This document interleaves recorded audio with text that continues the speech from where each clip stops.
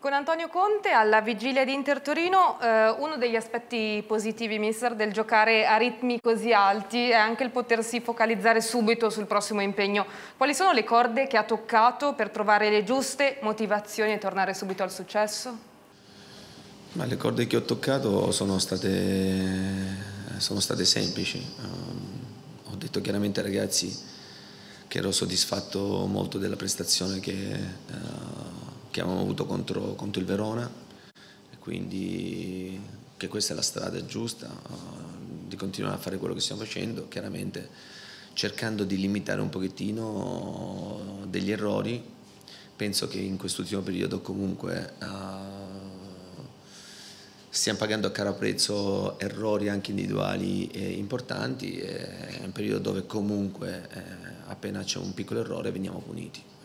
Però, ripeto, per me la strada è quella giusta, quella del gioco, quella di giocare a ritmi alti, quella di pressare, di portare tanti uomini nella fase offensiva. Il Torino arriva a San Siro dalla vittoria con il Brescia. Che squadra si aspetta, considerando che a lungo servono punti per allontanarsi dalla zona retrocessione? Ma secondo me il Torino ha nella qualità della rosa, la qualità della rosa sicuramente superiore alla classifica che ha in questo momento. Quindi il Torino era partito sicuramente con altri obiettivi quest'anno. La rosa è una rosa di qualità, ci sono degli ottimi giocatori, non solo di qualità ma anche giocatori fisici, quindi è una buonissima squadra. Si stanno ritrovando, cercheranno di venire a San Siro chiaramente per fare una buona prestazione, per ottenere punti. Noi dal nostro canto vogliamo comunque vincere la partita. Tutti gli ultimi 16 gol del Torino, tra l'altro in Serie A, sono arrivati dall'interno dell'area di rigore, inclusi 3 rigori segnati da Belotti. È un aspetto sul quale avete lavorato? Sì, infatti li ho allenati a stare fuori dall'area proprio per evitare questo tipo di situazione, però ecco, chiaramente questa è una battuta. Bisogna fare grande attenzione perché, ripeto, il Torino comunque è una squadra che ha nella rosa dei giocatori di qualità, e quindi bisogna fare molta attenzione. Gli ultimi 9 gol realizzati in casa dall'Inter in Serie A portano la firma di 9 calciatori differenti. È una statistica in cui rivede il suo tipo di calcio? Sì, assolutamente, è sempre stato così, anzi forse quest'anno all'Inter sta accadendo anche in maniera più frequente, proprio perché comunque abbiamo migliorato ancora di più, abbiamo incrementato ancora di più l'attacco all'area avversaria con più giocatori, e quindi rendere ancora più imprevedibile la manovra offensiva.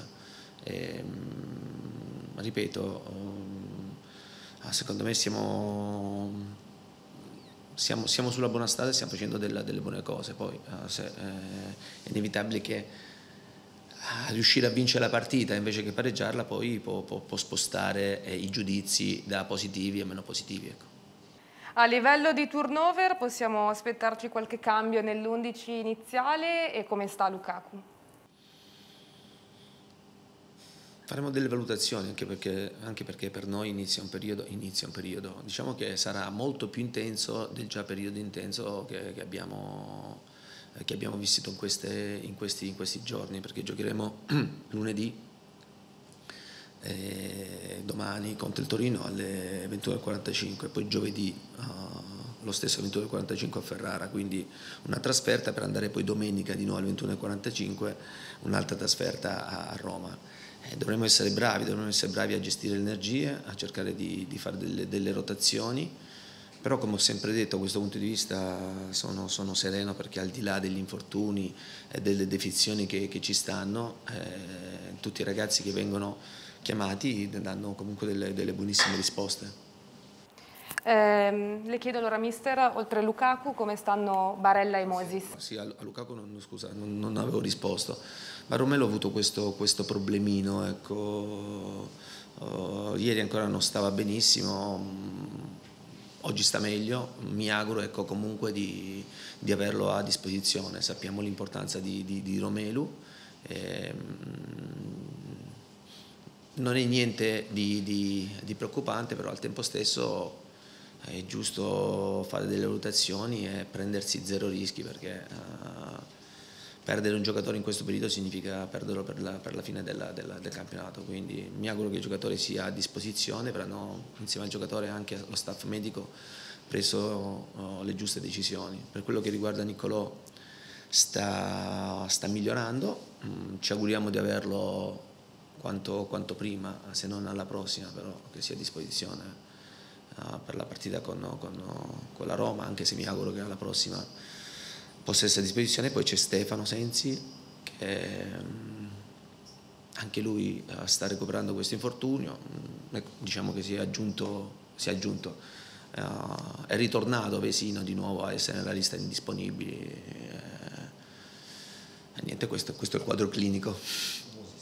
Sì, Moses sta bene, Moses scalpita, ha recuperato, e anche lì con lo staff medico e col giocatore bisognerà fare delle valutazioni opportune per capire se è opportuno rischiare oppure aspettare qualche giorno in più e avere rischio zero piuttosto che avere il minimo rischio di perderlo fino alla fine del campionato. Grazie mister. Grazie a voi.